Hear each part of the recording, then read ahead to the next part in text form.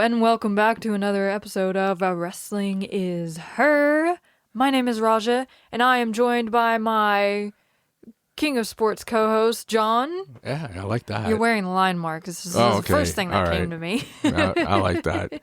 I like it could have been your Brave. I got a lion on my chest. It's the New Japan lion, though. Well, it's the King of Sports. At least it's still in the middle of my chest and like the middle of their ring.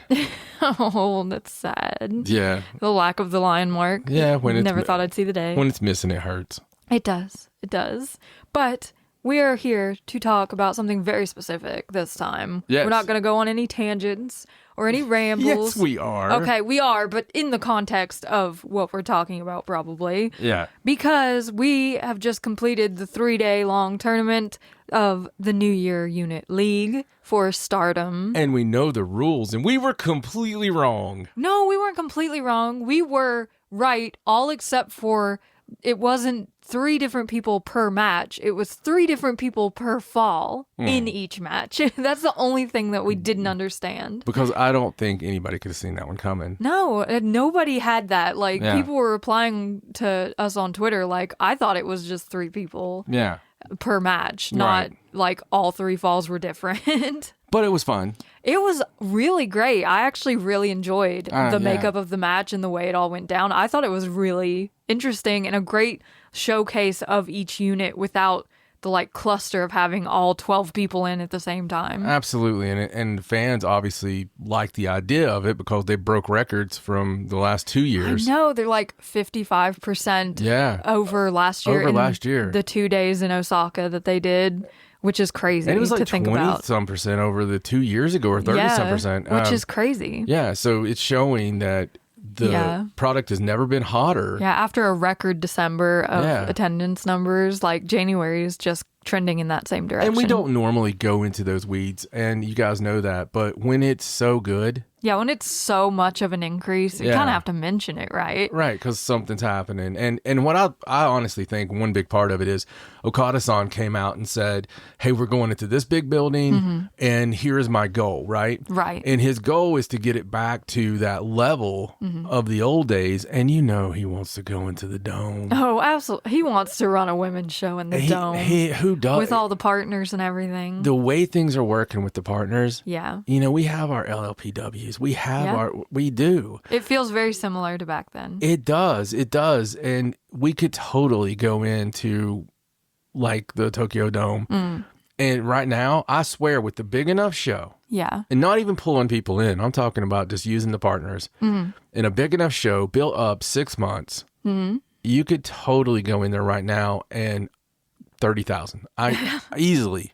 I agree. I think that a big enough show with as many people as we could have on it between Stardom, Sendai Girls, Oz Academy, Diana, and Wave. AEW. AEW, literally all these people who have been coming in off and on throughout the past year. If you brought Monet in and you had her in a meaningful match that was pushed on everything, right? Yeah. And all the big stars. You had Tony come in, and so you have all those type stars, all the CMLL stars, all the like you were talking about, and all the Sendai top names. Yeah, honestly, just staying in Japan would pull a hell of a crowd. I think so. But I would like to see it all the way through. Yeah, and I think it could happen. I think that you can't just sit there and wait for the perfect moment because none exist until you make them. Absolutely. And I think it's a really exciting time right now to see this growth and the way that they're just continuing to push forward and create newer and bigger storylines, new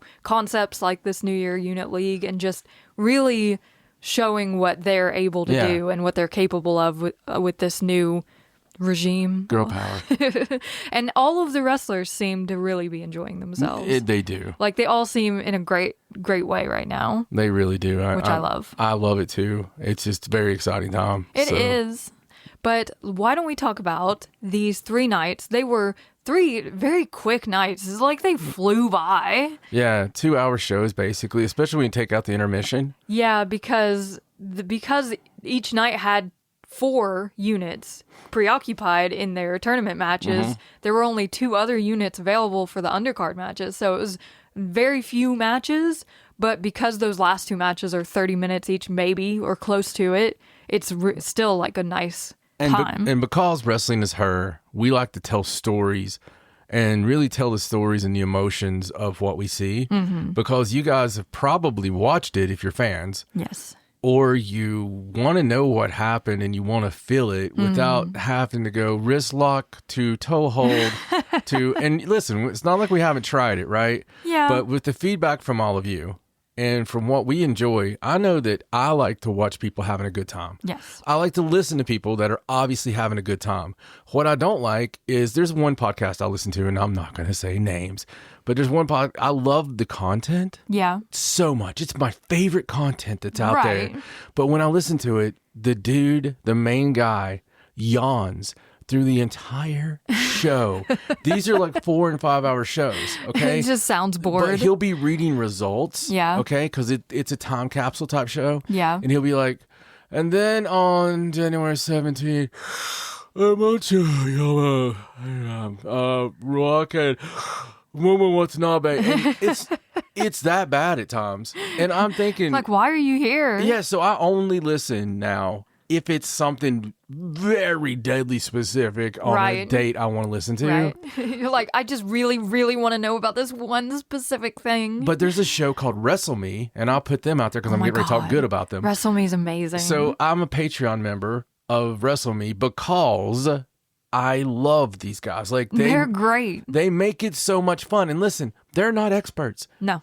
I was more expert than either one of them when I was 10. Right. Okay? They don't know about wrestling, really. And it's so fun because the only research, you could tell they went to Wikipedia. Right. You know, if they go to the Wikipedia page and they're like, well, this chap here, he was in prison for fornicating with a pig, you know, or whatever. But the thing is, they're having a great time. Oh, they have so much fun. And they tell their emotions of what they're watching. Yeah. And that's beautiful to me. It's not so much about the match as the character and the storylines going on. It is telling a story, and it's one of the reasons why, like, you know, Gorilla Monsoon or Vince McMahon, and I know there's a lot of bad things on the McMahon name, but one thing he did when he was doing commentary, and I loved the commentary back then, they would tell, and a lot of the great ones used to do this, they would basically tell the emotion of what was happening. They would, you know, the what a maneuver joke, right? Right. It wasn't about the move as much. And there is a place for that. There's a place There is. for the Excaliburs of the world and Yes. all this stuff. But when we're reviewing it, Yeah, there's no reason to go back and be like, this is exactly move for move what Yeah. happened in this match. But don't get us wrong. We love the wrestling. If you sat with us in the room and watched wrestling with us, Oh, yeah. we're the whole match, we're like, oh, did you see that? oh my STO? God. Oh my God. Listen, it's named, we name every single thing. We're so excited the And whole time. the best thing that ever happens is when two girls just get at it and wrestle. Yeah. And we sit there and because we Like know dialed in. we know every name to all of, I mean, it's so we sit there and just like, okay, and then go behind and just sit out. And it is comical because we are such a big fan of the sport of it. But one of the reasons I was bringing this up is because of the emotion around this event. Oh, yeah. Okay. Some of the things they did, little things around this event that made my heart happy. Yeah. Do you know what I'm going to say? The main thing? No. But The unit shirts. oh, I love the shirts. I want all the shirts. I want one of every single shirt. Okay. Tell them about the shirts. All 6 units in Stardom for this tournament were given shirts to wear. So like Stars had a blue shirt with just very simple with the Stars logo on the front. Then on the back in white, they have a list of the names of all the people in the unit and then Stardom at the bottom. And every single unit got a shirt like that. So you got the red God's Eye shirt, the purple Cosmic Angel shirt, the black Hate shirt, of course. Then there's like a minty green Neo Genesis shirt. And Yellow. a yellow EXV shirt. And they're all so cool, and I want all of them. What do you think my favorite part of the shirts are? The list of people The list of people, yes, but what about that list of people in particular? that they're ordered in the order that people entered the faction. Yes. It's not a hard thing to do. It's like, is this in order of importance? No, not really. Any English federation would have just randomly thrown the names on the back. Alphabetical order or something. They would have not put the names on there of people that are not full-timers. Right? That So- don't even have a contract Yeah. with the promotion. Yeah, when you're looking at these shirts, like God's Eye, for instance. Oh, they got Nanami on the back. I mean, yeah. and she's up there because she was in God's Eye before Kyoko Kotatsu. Like, Right. they put it in order of, like, when you join the faction. I and love it. How, like, it's amazing. I love it so much. The reason that it's cool is they make it mean something. Yeah. When you joined, they make it mean something. Your like tenure in the faction matters. and like, who's the second in command? When some of the girls were in the States a week ago, we noticeably seen who the second in command is. Yeah. And that stuff mattering like it does makes it matter to you. Exactly. You're rewarded for your fandom. The units all have a leader, and they all have people who have certain positions within the faction, Right. and it just makes sense. It does. On a level. And it's very, like, this is your friend group, this is who you hang out with, and you don't like those people over there. So And seniority matters, as we've seen, May Sarah. yes, seniority matters for sure. We'll get to it. And, when you see people come out, when groups of people come out in Stardom, they'll play the music generally of whoever the top dog is. And that's another thing we noticed is the factions that didn't have a faction song beforehand now have faction music. God's Eye and EXV now have songs for when the entire unit comes out or when multiple people in the unit come out, which is so cool because they were just coming out to like Sherry's music or Micah's music instead of having a song that represents God's Eye or EXV, which is so cool because Stars and Cosmic Angels and all them already had that. Yes. So it's just a nice touch to make the unit thing mean more. Absolutely. It means everything. And having them all come out in their shirts and, so cute. wrestle in their shirts or somewhat wrestle in their shirts. Saida ripping hers off, Yeah. This is a fun time. No, I love it. And again, it makes it matter when it matters to you. Yes, I agree So, completely. Let's get into it. So we started off on the 17th in Matsuyama in Ehime City, which is it was its own little show separate from the double night Osaka shows on the next two nights. This one wasn't live, so we actually had to go back and watch it after day two because they didn't upload it until after that happened. So it was a little out of order for us, but we did watch all of it. And it started with a couple of undercard matches with the girls from Hate and God's Eye, who didn't have the tournament match on this night. Starting off with Ruaka and Momo Watanabe versus Lady C and Tsuru Himeka, who is a wrestler from Ehime Pro Wrestling, the she did local really fed. good. She was great, wasn't she? I really liked her. She really was. She had a good look to her, and she tried. I mean, she was selling her ass off. She was here to show what she was all about. What night did we have the trainees? That would be night two. Okay, I apologize. That's okay. It was the first night we watched, so it's all confusing, timey-wimey. But yes, that's night two. So this match was won by the Hate team, Ruaka and Momo Watanabe, using Ruaka's choke bomb on Tsuru Himeka to win the match. The next match was a singles match, Matsui Hamabe versus Saki Kashima. And this was about as silly as you would imagine. Matsui. Yes. We love our song. We talked about that last episode. If you haven't heard me renditioning the Matsui theme song. It's the greatest. We always chant for Matsui when her song comes on.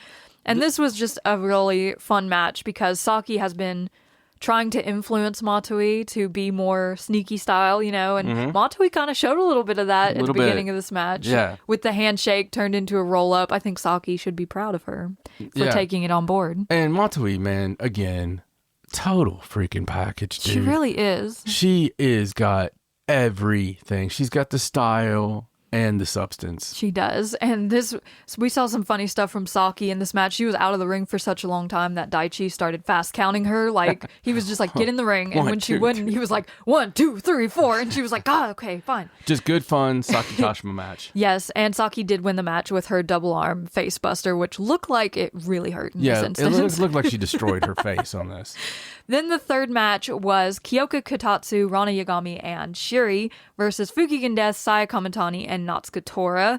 And this match ended with Saya Kamitani's Star Crusher, and it was a fun six-man match, kind of leading up into this more God's Eye versus Hate. It's just, they don't like each other. Kotatsu, man. Kyoka she's coming along, little by little.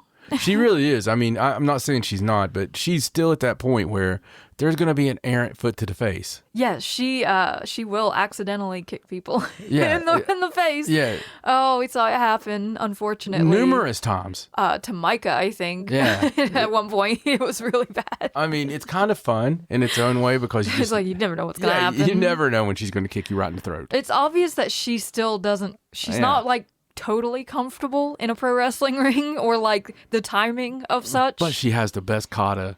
Oh, and her kicks are incredible. When they're announcing her little kata she does, it's fantastic. Yes. She's going to have to work on her timing, though, because she's going to hurt somebody if she's not careful. She's going to destroy. Because she's legit. So, you can't just kick people in the face. Yeah. It's not good.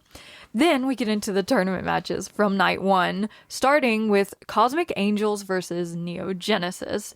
And these matches were so fun because the way they did it is they would announce, everyone in the units would come out. Then they would introduce every single member of each unit with their little introduction. And then Ando, the ring announcer, would say, first fall will be this, this, and this versus this, this, and this. And he did that for all 3 falls. So you knew beforehand, ahead of the match, who was fighting in each of the 3 falls, which was when we were like, what?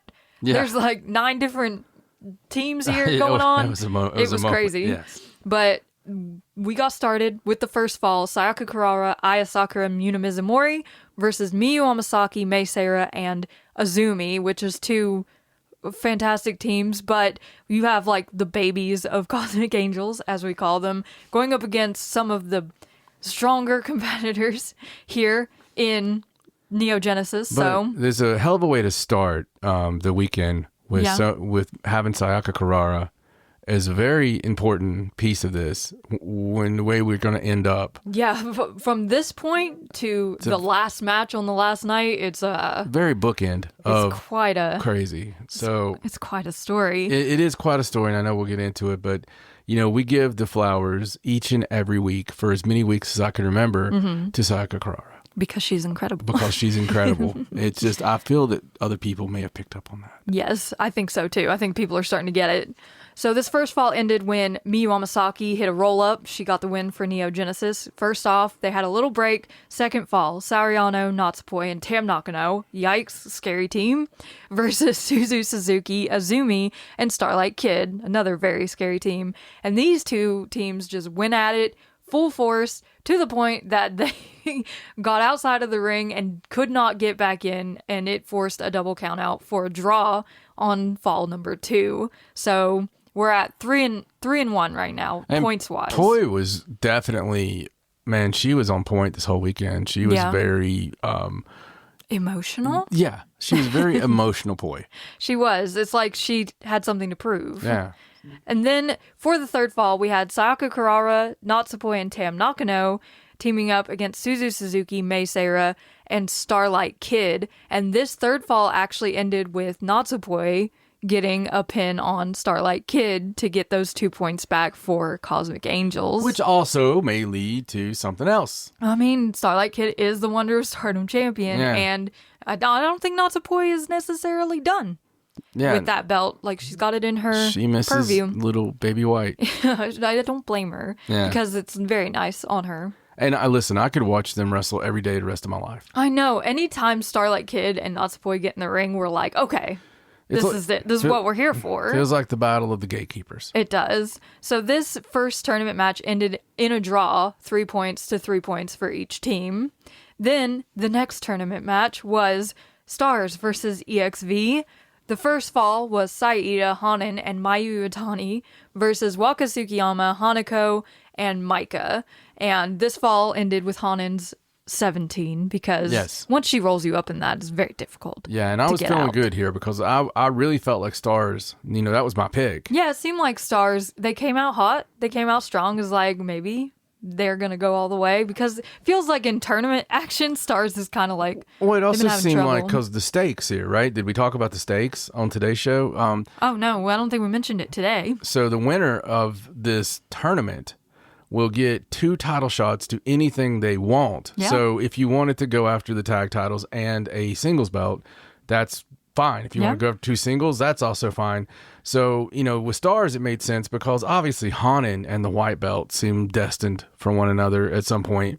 And, FWC are always And it is a cool thought to have stars in that position, but they do already have the IWGP and the Goddess of Stardom tag belts, so Yeah. it's like, do you push someone that already has some gold, or do you try to like push some people that may need some gold? It's hard to say.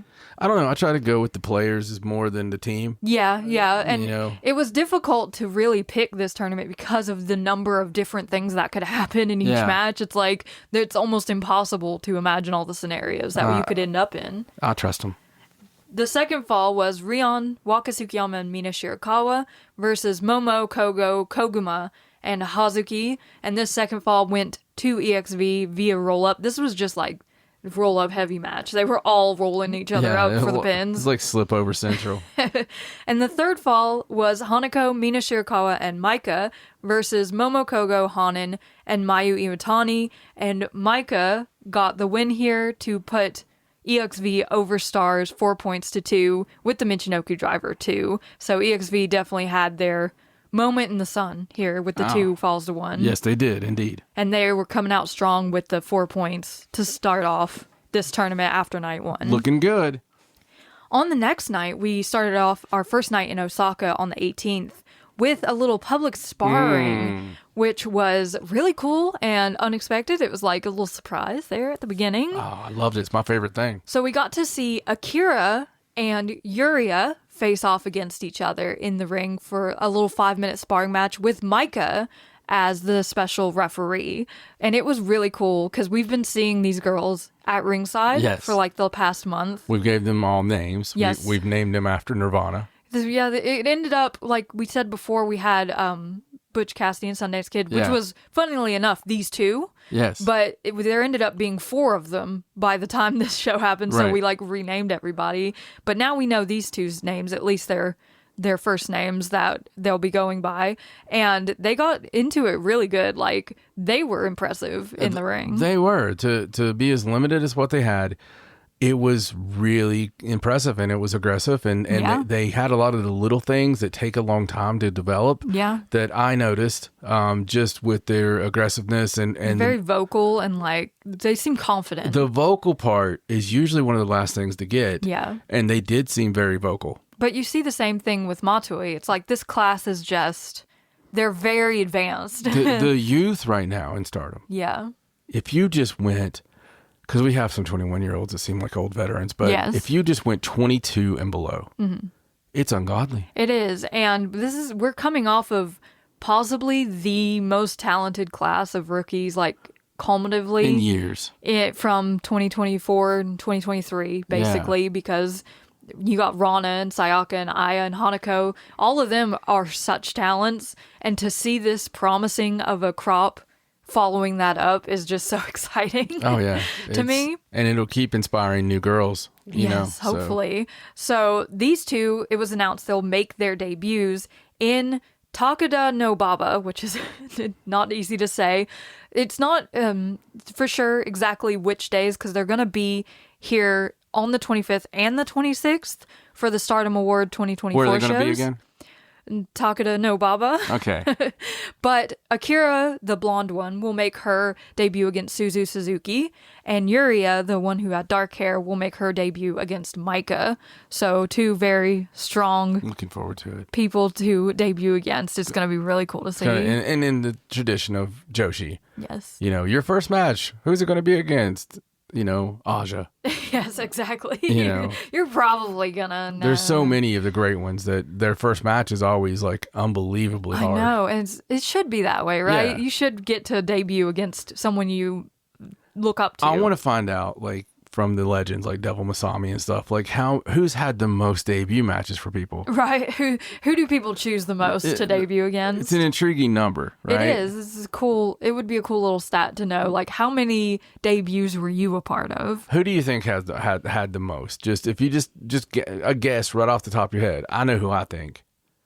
Chigusa? Yeah, exactly. If I had to guess. When you imagine that if you had a choice, right? Right, if you grew up watching in the 80s and you were like, who do you want to debut against, like Chigusa Nagayo? So if you were debuting, and it didn't matter age, no time limit here. Yeah. It could be, any lady from any time period. Right. If you were getting the chance to have your debut and it was her in her prime, who would you choose? Akira Hakuto. Okay. You didn't even hesitate. I didn't even have to think hard.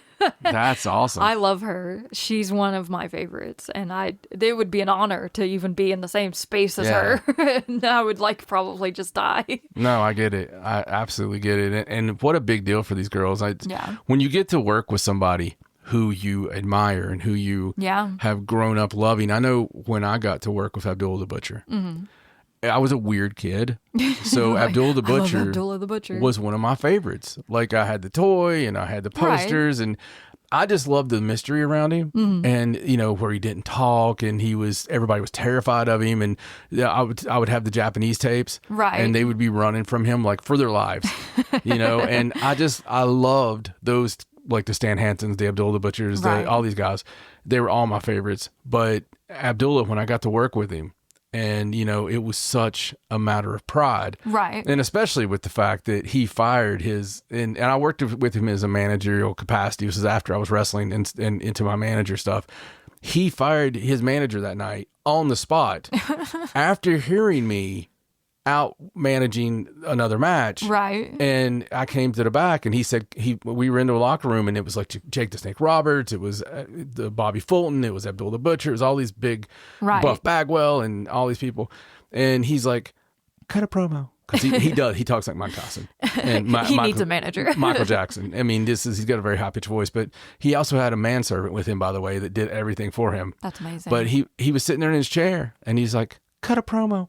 And I got ready just on the spot, right? You're like, okay. But he's like, no. Cut a promo specifically about the fact that Bobby Fulton, I hurt your brother in Japan. And now I'm going to do the same to you and talk about what I did to him in Tokyo and all this stuff. And he's like, and do it with a Middle Eastern accent. I was like, okay.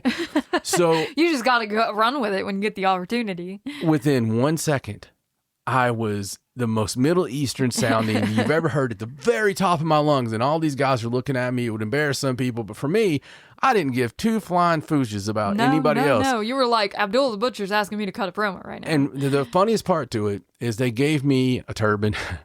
they gave me a camel flag, all this stuff. And I don't know which country it was. So it had a camel on it. But so I went out and I'd already been out.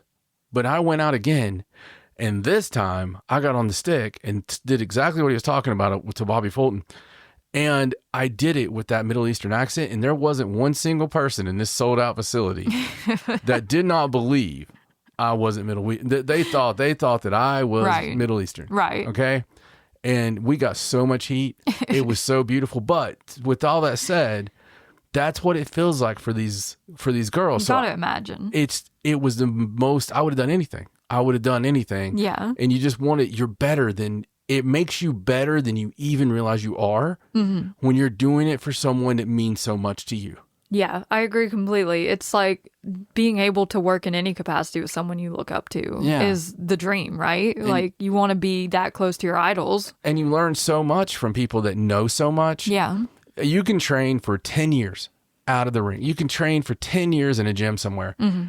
When you have your first match. Oh, it's different. Dude, you're going to learn so much in that match just from listening. Mm-hmm. And it's amazing how much actually it's to say it to people. They're like, oh, that's, I believe that, but that's a wise to, everybody says, no, for real. There's no comparing like a comparable workout to get you ready for actually wrestling. In NFL, they talk about the speed. Mm-hmm. They talk about even in college. You have no idea how fast an NFL game goes.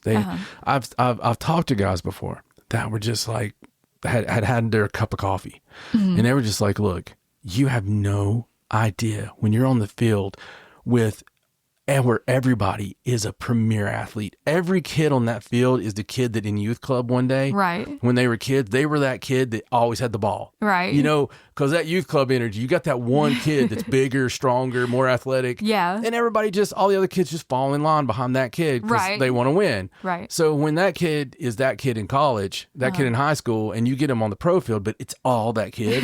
Like full teams of just that kid. Just that kid. And that's what it's like, but you learn so much, you know, and so when you're out there with that person, that kid, yeah. you're going to really learn so much. I love it. I love the fact that this still happens in Joshi. Yeah. And that it's always happened kind of this way. Yeah. And they have to qualify. They have to go through this strenuous training. Yeah, there's no pomp and circumstance, right? Like in America, rookies just come in and they're just already have a character. They're already named and they just come in. Yeah. And like they might do job matches, but it's not really the same as like the understood young lion type of feel. It's like, you know that these people are still technically in training, even if they're having matches. Right. They're still at the bottom of the card. They're still doing what they need to do to train and become better.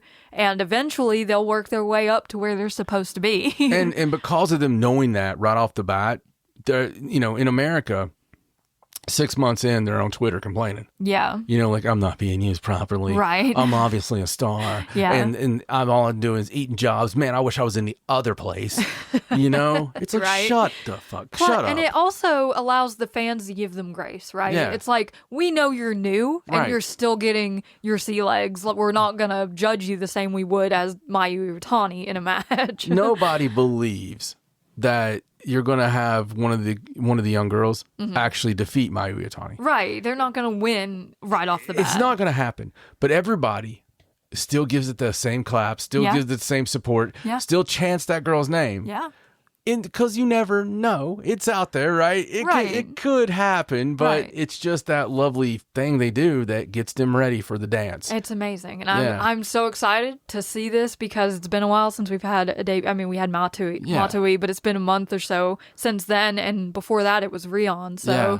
it's like we're getting into that new class. And I'm Right. like so excited All right. to see the gear, the movesets, Yes. the names, the theme songs. Like, I'm ready for the characters. And even that changes, Hanako. I mean, yeah, it can change over time. they start developing, and you don't Yeah. know who they are yet. Yeah. And, you know, so I love it, and that's my spiel on the rookies, and I just love the respect that it's given in Japan, and Me like you same. said, the time they're giving to develop. Yeah, it's not like they're automatically a full-fledged member of the roster, essentially. It's Yeah. like they still have to prove themselves, Right. and we give them that time to prove themselves. We do. We're not expecting them to be perfect right off the bat. No, nobody is. After the public sparring, when the show started on the 18th, we had Matsui Hamabe, Mina Shirakawa, and Maika versus Sayaka Kurara, Yuna Mizumori, and Natsupoi, which was a really fun match. Yes. Seeing Sayaka teaming here with Natsupoi and Yuna, and Matsui getting to hang out a little bit with EXV because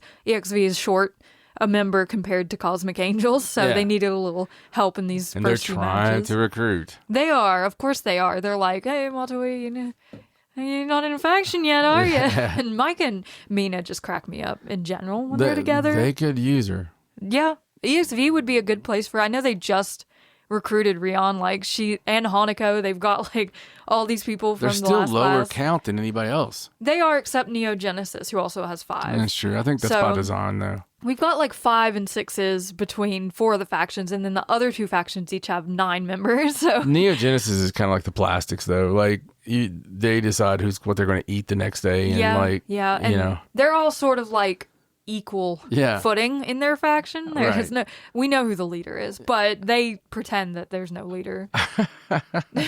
I don't think you walk right into that one. No, I think Neo Genesis is more of a you by invitation. You know, with Shiri, it's kind of hard. Like you got to beat Shiri with a broom to keep her away from people. Like If she thinks you're sad Yeah. or lonely, Yeah.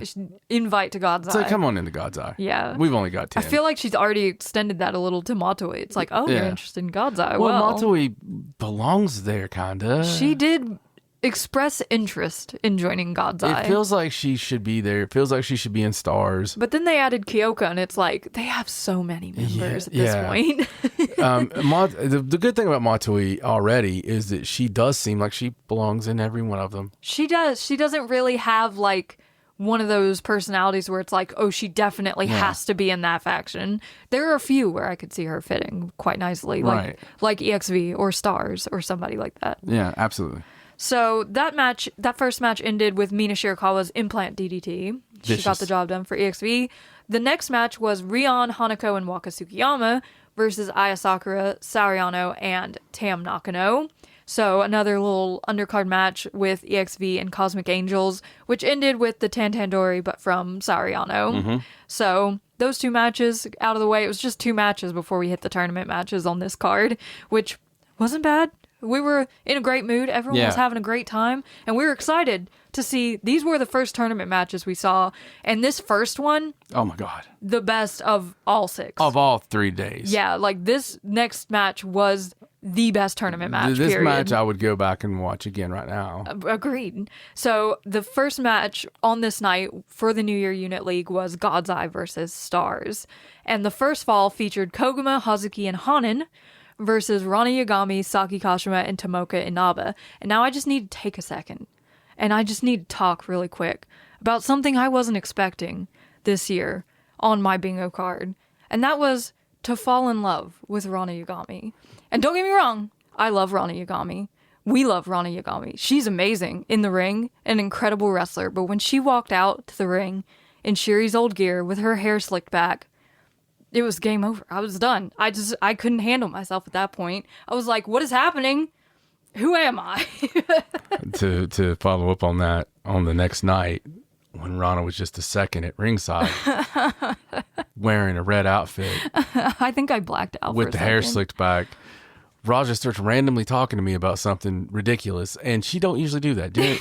When the match is on, we don't talk. We don't. We talk about the match without making eye contact. Yeah, we're watching the match, but generally. I felt Raja's eyes on me, and she's talking about... just brought up a random topic. Yeah, she's talking about something random, and I'm like, Raja, look at Ron. She's like, I saw it. I was like, I'm trying to not die. I'm trying to not see Rana right now. I don't know what happened. It's like I can't explain it. So, as you would do with me, moving on. I just had to get that out of the way. Oh, okay? Yeah, no, it's a thing that happened, and I can't. I just want Rana, if you're listening, I approve of the new look. I get it. But this first fall went to Stars, Koguma, Hazuki, and Hanan, because that daggum Kuma roll. It just, and it's Stars versus God's Eye, so you have to imagine the level of attempting to make God's Eye into bears this whole match.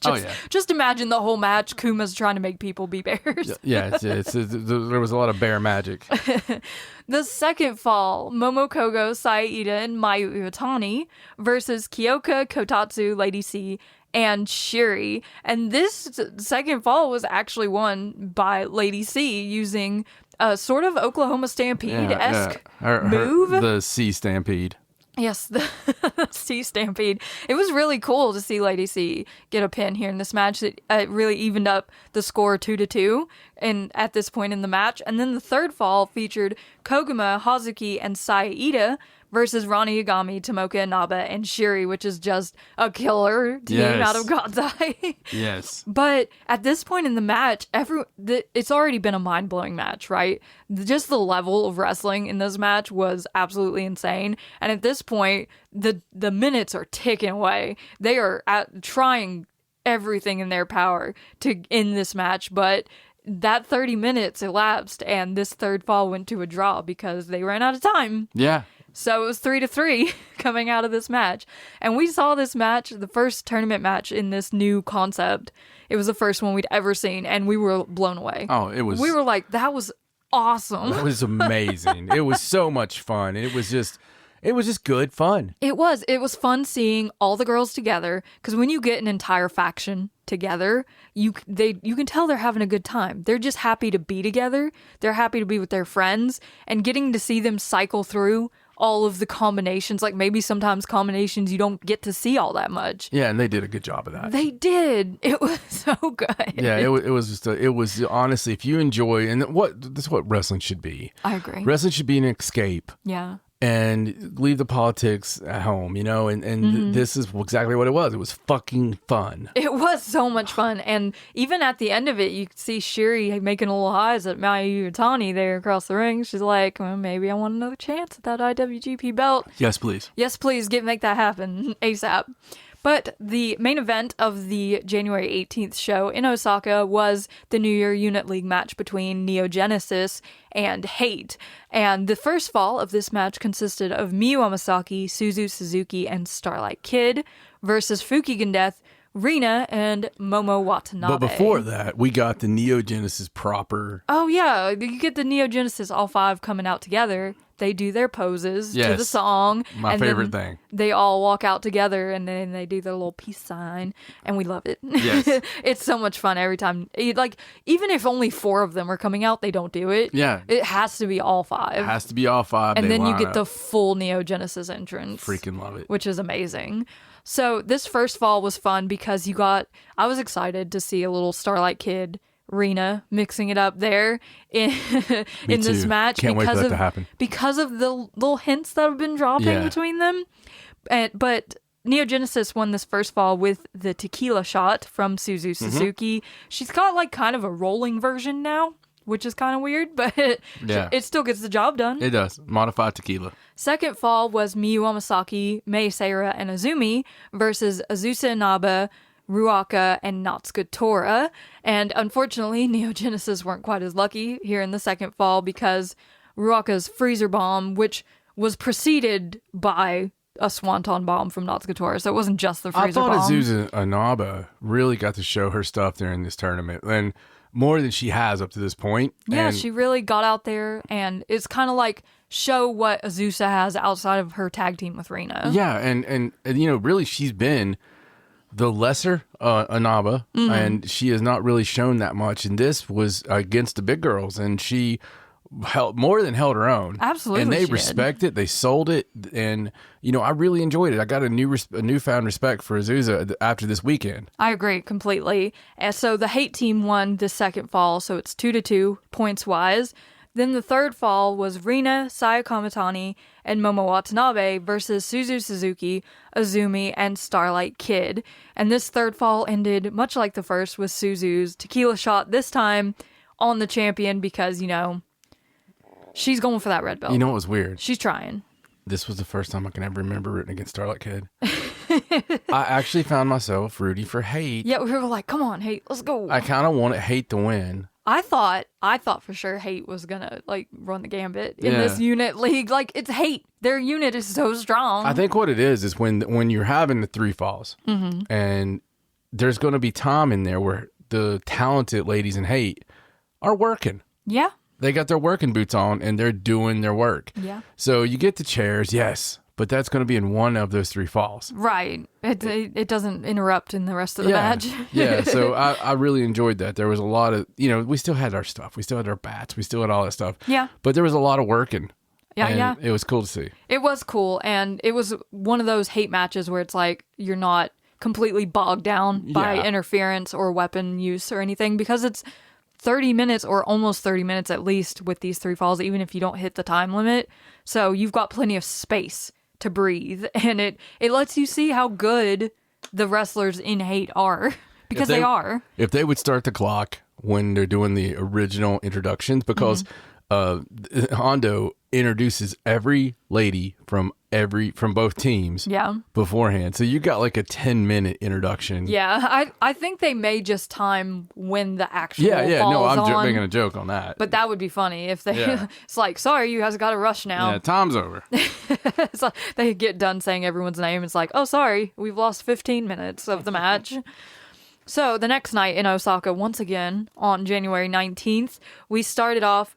Well, we went into this night not really knowing like anyone could still go, except we were pretty sure Stars wasn't going to make it at this point. Yeah. Because they only had 5 points and they'd already wrestled both of their matches. Yeah. And we were like, dang, Stars is probably not going to get in. And we didn't even have Hanan present. No, on the third night, Hanan was in Diana, so she wasn't even here. So I guess that's why Stars didn't have a tournament match this night. But that also meant that we only got another 2 undercard matches, starting with a really fun match. It was a three-way between Matsui Hamabe, Mei Seira, and Mayu Iwatani. And there's just something so pure and beautiful about seeing Mayu Iwatani in an opening match against two people she doesn't normally wrestle. And it's just, she's having fun. Yeah, you can tell she's absolutely. having a great time. She's not having to lock in and be serious, Mayu Iwatani, right here. She's not having to think about the 3 double downs and the falsies and all She this doesn't stuff. have to do the Fubuki Rana. Yeah. Her title's not on the line. Just going out there, having a good little fun, call it in the ring kind of match. She had so much fun. She sat in the crowd for like 5 minutes during this match, but she did still take the win. It's Mayu Iwatani. She double rolled up both people at the same time to pin them. Now I got to talk about it. Okay. Mei Seira. May. So little sweet Mei Seira, and we've been a fan of her since the very first time she ever made a special appearance. Yes. And then we pushed for her and begged for her to be Because she's incredible. be part of the roster and all this stuff. And yes, it's because she's incredible, and she still yet is that one Eddie Guerrero kind of person that we think, given the chance, could be the greatest women's worker Yeah. out there. Yeah.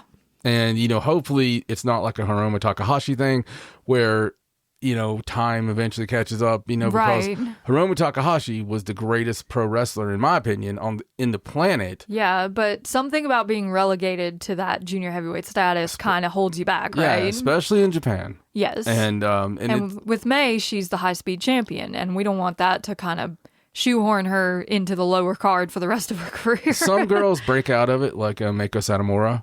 It doesn't matter what height she is. She's going to kick your ass. Yeah. But Mei Seira has been the sweet bubbles, balloon kind of girl. So she is high speed, and she's so damn good at being high speed. Man, she's good. Nobody is. There's not even a second, really. I mean, Right. Starlight and Azumi are amazing. Yeah, but They're amazing, but there's something about Mei Seira's. it's like her crispness, her technicality. I don't know. It's amazing. But one funny part to this match was it was the first time I've seen Mei Seira be a veteran. She can get a little stingy in there with her bumps. Matsui was like doing some of her stuff, and Mei Seira's like not having any of it. She's like, "I'm sorry, honey." We saw little flashes of it with like Azusa and Rina the night before, and we were like, "What is it? What?" Yeah, and Raja made the best thing to me ever, and it was the night before she told me this, because I was looking at it, and she was like, "Yeah, think about who trained her." It's wild to think that Meiko Satomura and Mei Seira were trained by the same person. Yeah, it is weird, isn't it? It's crazy. Okay, Chigusa Nagayo's trained some of the most insane wrestlers to ever exist. And if you ever wonder how hardcore of a trainer Chigusa is, Oh no. go watch the Gaia Girls documentary. Just steel yourself for it beforehand, okay? Just Only watch the first 20 minutes. brace yourself, Yeah. okay? Yeah, it's It'll give vicious. you a bit of a new outlook on Chigusa, I think, Yeah. if you haven't seen it before. And that could be a good or a bad thing, honestly. Yeah, it depends on your own feelings about wrestling. If you can take it, it's kind of like watching, honest to God. Do you remember the first time we found one of the old All Japan women's training things from Yeah. like the farm? Yeah. They were pushing them down Yeah, to the she ground. kind of kept that mindset, right? Yeah, she kind of definitely had that. The Gaia Girls one is a little much, but Yeah. I digress. Chigusa is obviously a fantastic trainer when Yes. you see the level of her students and where they get to in their careers. And honestly, those documentaries, don't believe them. Right. Because they blow things out of proportion. Pro wrestlers are always working. That's the thing that people don't understand. People are like, I've got a shoot interview scheduled with Don Muraco. Yeah, he's going to lie to you. Yeah. He's going to, even when it's supposed to be, if there's a camera around, Yeah, they're working. they're working. Yeah. And honestly, how can you tell when a wrestler's working? Is his lips moving? It's like, it's one of those things. They're Right. always working. But yeah, I agree completely. It's like sometimes May will like come out there and it's like, oh, she's like she's showing who the more tenured senpai, wrestler is in this match. Yeah, she was definitely showing all weekend. She was in there with someone younger who the senpai is. Yes, but it was still a great match. It was really fun. And the double pin was hilarious because we always joke about how no one gets that double rollover pin. And this one felt even better. That's the funny thing. The way Mayu's like draped over him with a big smile. It's like it's the Iatani roll up. She's so funny. Yeah, it was great. I'm glad she got to do this match and have a good time. My favorite match of the night. The next match was Miyu Amasaki, Suzu Suzuki, Azumi, and Starlight Kid versus Momo Kogo, Saya Ida, Koguma, and Hazuki. And this was, 8-man Neo Genesis versus Stars. It was really fun. Yeah, it's exactly what you were thinking right now in your head. Yes, and it's coming off of a whole weekend of just having to face other units and everything. So they just get their stuff in. They're good to go. The tequila shot takes the win for Neo Genesis. Yes. And then we move on to the tournament matches to decide who will be going to the finals of the New Year Unit League. We started off with God's Eye versus EXV, and this match was very important because it would decide completely for who from the red block was going to make it to the finals. And not gonna lie, I was like, had my fingers crossed for God's Eye in this match, me completely. Too. Me too. But the first fall was Kyoka Kotatsu, Lady C, and Shiri versus Maika, Mina Shirakawa, and Rion. And when you're facing both Maika and Mina Shirakawa, it's really hard to get one over. Especially when I think this was the fall where Kyoka kicked Maika in the face. Yeah. Like first fall out of the gate. Yeah, right in the face, dude. But Maika did get the win for her team with the flame drop in this first fall. Then in the second fall, Rani Yagami, Tomoka Inaba, and Saki Kashima took on Hanako, Waka Tsukiyama, and Mina Shirakawa.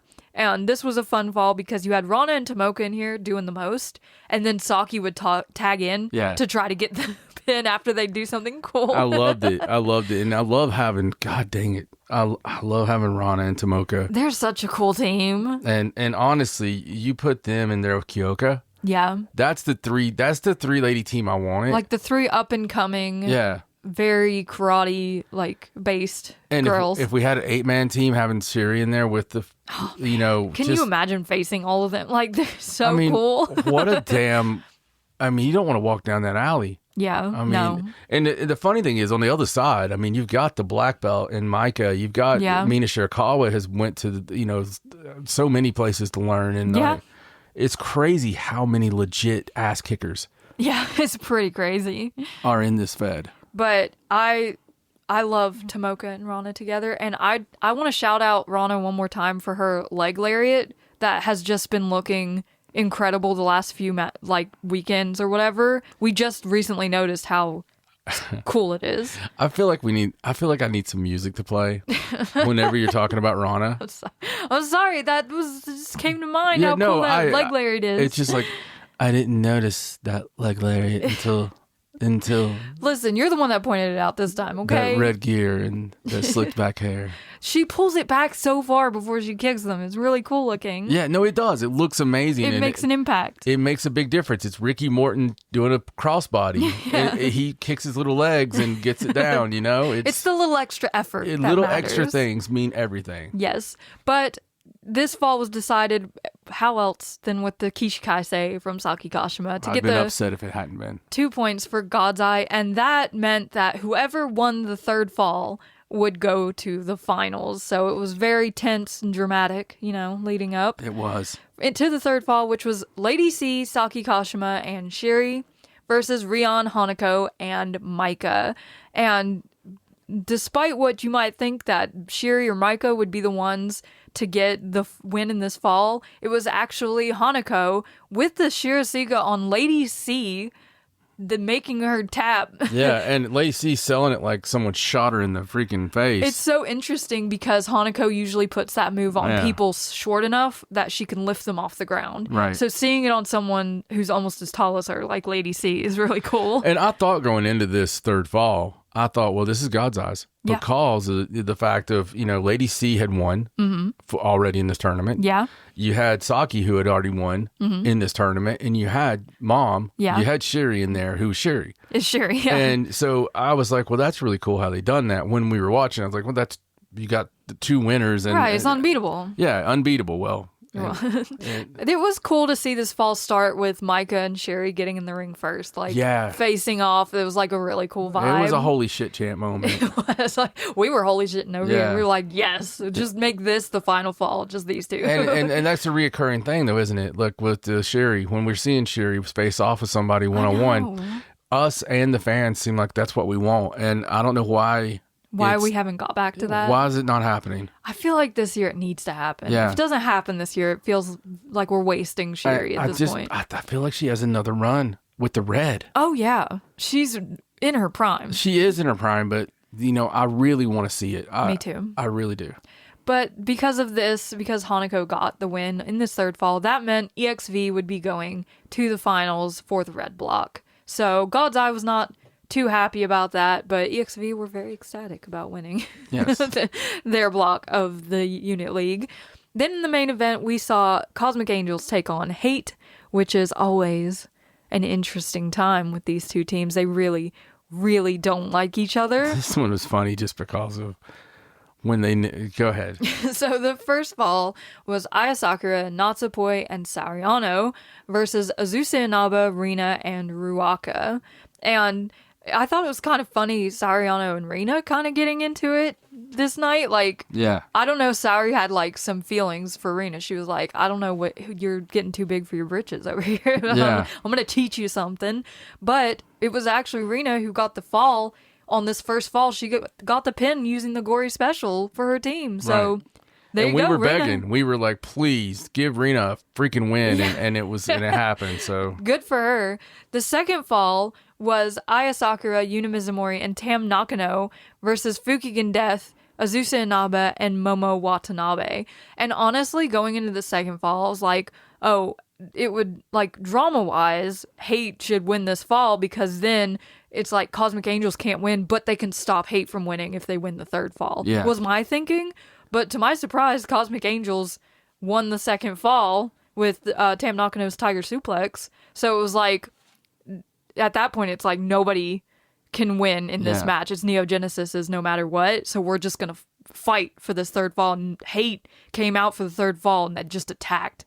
Immediately. They were pissed. They were so mad. It didn't matter if they were in the match or not. They're just mad. Everybody fought. So this third fall consisted of Sayaka Kurara, Natsupoi, and Tam Nakano versus Ruaka, Saya Kamatani, and Natsuka Tora. And Hate was just going at it. They're pissed. They're not ready. They don't even care anymore. But it's all hell broke loose. The crazy thing about this was the focus on Sayaka Kurara in the final match of the final tournament match of this entire tournament, like she was in the first fall of the first match that kicked us off. And it was crazy because Saya Kamatani did the dreaded whisper in the ear for Sayaka Kurara mid-match, like mid-fall. She's like whispering in her ear. Sayaka shoved her away immediately, or almost immediately. Because they were doing the young girl spot, and instead of hitting Sayaka... she just came in. She came in real quick and did the... Yes, and Sayaka didn't seem to like that, but it led to a bunch of confusion where Sayaka hit Tam Nakano with the spear. And that allowed Saya Kamatani to hit the Star Crusher and get the pin for Hate. Which, and after that, there was a couple of the girls looking at Sayaka Kurara. It's like, oh. Like, they were fine. It seemed like they were fine. It seemed like Tam was like, it's okay, I understand. Tam was fine. Yeah. But I seen Poi looking at her. Yeah, it's scary. Yeah. I hate it. I hate this kind of thing, but I love it at the same time, Yeah. Because it's like, we've been leading up to this. With Sayaka, first she took the belt. It's been going a long time. Saya took the belt off Tam, and now she's coming after the thing that Tam loves the second most, which is Sayaka Kurara. She said when she was on that road, she's like, I'm going to take everything you love. And that's when she was whispering during those matches, you know, back then. Yeah, and telling Sayaka, she's like, you're not really happy where you are, are you? And it's like, shut up, Saya. And but we thought that was gone. It's so, I hate it so much. Yeah, we thought it had been forgotten, but it has not been forgotten, obviously. No. It didn't happen when we thought it was going to happen. Yeah. But it's obviously still actively happening. It's going to happen. Saya still has eyes for Sayaka, and it's just a question of if Sayaka feels some type of way about being in Cosmic Angels. I can see the new gear being reversed on the colors. It's just black with white trim instead of the way it is right now. I don't know how I feel about Sayaka Kurara leaving Cosmic Angels. I love her where she is, but wouldn't it be so interesting? I hope if she does, it's as vast of a change as happened with Saya Kamatani. Right, it's just immediate. I hope like, she has personality. She's just crazy all of a sudden. Yeah. And she's with Kamatani doing those kind of like vignettes like her and Tam. Yeah, but there's also the chance that she goes the complete opposite way and stands up for the honor of Cosmic Angels and Tam and like saves her faction or whatever from Saya Kamatani. There's always a possibility this thing becomes a crow. Yeah. There is. Yeah, when people think he's going to be NWO. It can happen. It can happen. And it's going to be so much fun to see. I don't know if this is going to play out like across the 25th and 26th during like the award shows or at the tournament final on the 23rd. It's hard to say when we'll see this play out again, but it's obviously still happening in the background. I love the fact that it's just there. Yeah. That it's there, and there should be some stuff. We'll see. Yes, and the number of belts being held up across the landscape of this tournament of just potential challengers for belts. So what's the final count on the points? So points wise, Red Block EXV ended with 8 points, and both Stars and God's Eye only got 5 points each. Then in the blue block, Neo Genesis ended with 7, Hate had 6, and Cosmic Angels ended with 5. So EXV versus Neo Genesis. On the 23rd, it's going to be a sort of Iron Woman match. It's going to be 30 minutes straight across. No, you can't end the match before 30 minutes. The entire unit on each side is going to be in the match. So in this case, it'll be a 10-man because there's 5 people in each unit that's in the final. And they're just going to keep going. And whoever racks up the most falls wins the match at the end of 30 minutes. So let me ask you this. So if EXV wins, what 2 titles would you go for? Okay. If EXV wins, I say Micah challenges for the red belt again, probably. And I would think, let's see, maybe Mina would want like an IWGP title shot or something like that, or another shot at Mercedes. I don't know if she can challenge for the NJPW strong belt out of this, but... Well, it was close on what I was thinking. I was thinking Micah goes after Mayu Iwatani. Oh, that's an interesting twist. Because we kind of had that, little flashes of such things. And like, I just like the matchup. I do too. And then we have Mina try to get the red belt. Ooh. Off of Saya? Yeah. That would be cool. Like matches that we haven't seen much of yet. Yeah, I think they're both really fun matches. They are. And I can see Micah winning. She'd make a great IWGP champion. She's very much that like IWGP caliber. Yeah, she is. She's very much that New Japan crossover kind of person. I don't know. I can see it happening though. And so tell me on Blue Block, if Neo Genesis wins this, they already have so much gold, Neo Genesis does. It's interesting though. It is. It's interesting. I think maybe O2 Line challenges for the tag belts. Yeah. And Suzu already has a title shot, so she might not need another one. No, I think that kind of cancels out. But maybe Starlight, Suzu, and May go for the artist belts. They did have a little point-in match with the artist champions. So I think Suzu, I think Starlight, I apologize. I think Starlight actually, because we've kind of had a little bit of back and forth, I think Starlight goes after Saya Kamatani. Ooh, and she's like, I want both belts. Yeah, she goes out for the red belt, not for the white belt. No. But we have the kind of that traditional, it's that time of year too, for where the New Japan main champion would go against the light heavyweight champion. Yeah, we're heading up to the anniversary show. Yeah. And so even for Stardom, what if we had that deal where we had the basically the heavyweight versus the IC, That would be cool. It'd be a great match. It would be a fantastic match. And fun to watch and so much heat there with so much history. As far as the other belt goes, I really don't know. It's hard to say. I don't know who would go after what, and that would probably tag belts. Yeah, I mean, O2 Line versus Wingori would be a cool match. Yeah. And they haven't really had a chance to get to the point where they're able to challenge for the actual Goddess of Stardom you know what? belts. Azumi. Oh my God. Can you imagine if Azumi challenged Starlight Kid. She just immediately turns around and is like, I want that belt. Yeah. I mean, that would, it says, it's something. I mean, it would be. I love Azumi versus Starlight Kid. I do too, but maybe Azumi goes back after the IWGP again. Yeah. You know, since that was such a good match. There's so many possibilities. There's literally a million possibilities. But you would think that it's going to be big belts that we're after. Yeah, it seems like they would mostly go after singles belts, but you never know. They might want the tag belts or some other such thing. It just seems like it's so... Probably not the artist belts, if I had to guess. It seems like so much easier to get the, shots of the artist belts. And, yeah. And maybe they're more important than what I feel like, but... Right, but it seems like everyone's always after those big single belts. I know it just depends on the place. I was just watching an old tape the other night of World Class and the Von Erichs and Freebirds. And Mark Lawrence, the commentator, was on there, and he's like, it's the 6-man belts, the second most important belt in the entire world.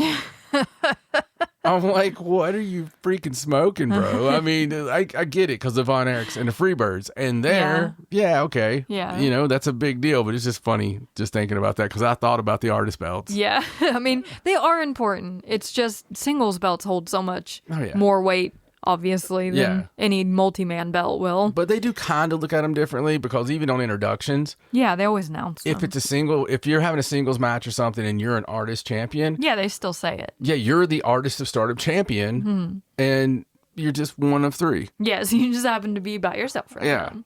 But these 3 nights were really fun. I had a great time. I know it was so fast, but I thought it was cool seeing the units all work together and really putting an emphasis on the importance of the factions and what they mean within the context of Stardom. Yeah, it don't always have to be a 5-hour show. It was fun. I think it was a lot more fun just focusing on these matches. Yeah. Just on the tournament matches. Yeah. It was really cool. Like, maybe they could have done like 3 each night across 2 nights, but I thought they were really cool. I mean, it's a lot to ask, isn't it? I mean, like we want your attention for these 2 matches are going to be 30 minutes each. Yeah. So with fans the way they are these days, that's probably a lot to ask. Yeah, it's like, that's enough. Yeah. So let's just pepper it with some fun matches. It was easy to watch, too. Yeah, like, it didn't feel burdensome to watch these shows, even if there were 3 in a row. No, I think it's amazing. It's much better than Triangle Derby. Yeah, absolutely better than Triangle Derby. But the finals are on the 23rd, which is in the middle of the upcoming week. So watch out for that. They will be broadcast live at Shinkiba First Ring. So yes, fun. And we will be back following the finals to wrap it all up and talk about which unit won and what championships they decide to challenge for, if they say as much after they win. They might not. They might keep it close to their chest. Oh, they'll let us know. They'll tell us. We'll at least talk about it. And I imagine there will be an entire amazing card leading up to that final that they haven't announced yet for the 23rd, so we can't preview it. But until then, make sure you're following us on all our socials at Wrestling Is Her, on Facebook, Twitter, Instagram. Like and subscribe on YouTube. Let us know in the comments who you think is going to win the Unit League and what championships you think they should each challenge for if they do win. We want to know your thoughts. But for now, I'm Raja. He's John. See you next time on Wrestling Is Her. Bye!